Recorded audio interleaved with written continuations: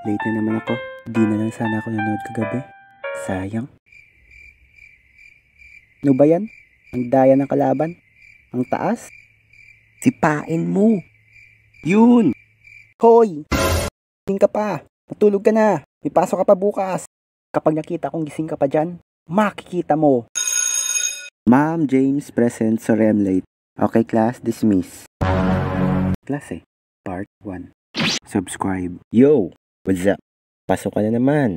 Sunod-sunod naman yung mga submission sa assignment at mga projects. Siyempre, nandyan din yung mga tarantado mong classmate. Kaya sa video ito ay pag-uusapan natin ang iba't ibang uri ng kaklase. Unang-una sa listahan ay ang the top 1. Top 1 kasi siya yung top sa klase. Ito yung mga kaklase mo yung talagang matatalino. Tsaka siya rin yung nakikita nyo nagpa-participate sa klase. Ito rin yung tipong kaklase na gusto mong katabi sa exam no? Okay. Sunod ay ang the aesthetic.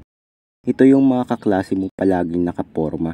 At syempre, kung merong mga aesthetic, meron din mga gangsta. Gangsta. Yung mga ganitong kaklase ay hindi sumusunod sa mga proper uniform. Yung imbis na uniform yung suot nila ay nagpapagandahan at nagpupormahan sila ng mga suot. Yung tipong ginawa na nilang fashion runway yung classroom ninyo. Sunod naman ay yung boy CR. Ito yung kaklase mong mahilig mag-CR. Pero ang totoo niyan, ipupunta lang sa kantin nyo. Okay class, what is research? Ma'am, yes na toy.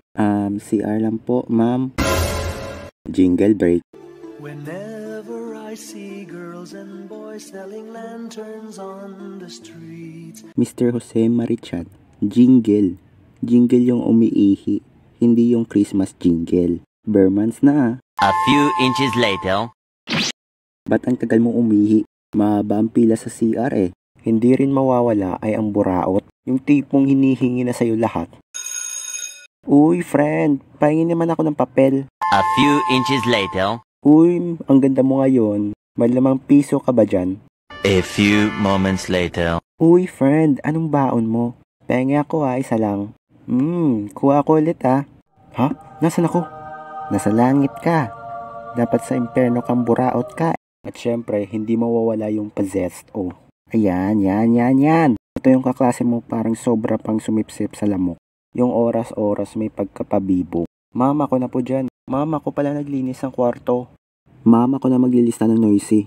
At ang last sa ating part 1 ay ang the love team. Ito talaga yung bumubuhay sa klase no?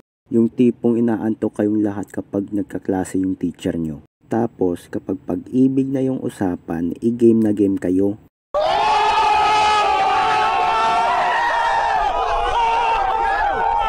Pag ganyang usapan ay hindi mawawala yung mga tarantado mong tropa. Yung alam na alam nila kung sinong crush mo. Pero ang mangyayari dyan ay ganito.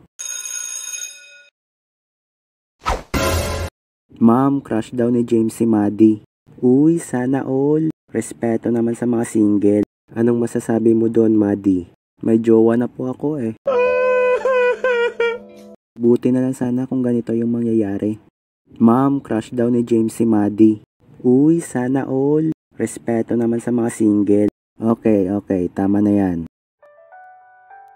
James? Bakit? Totoo ba? Na-crush mo ko? Oo. Bakit? Kasi, crush din naman kita.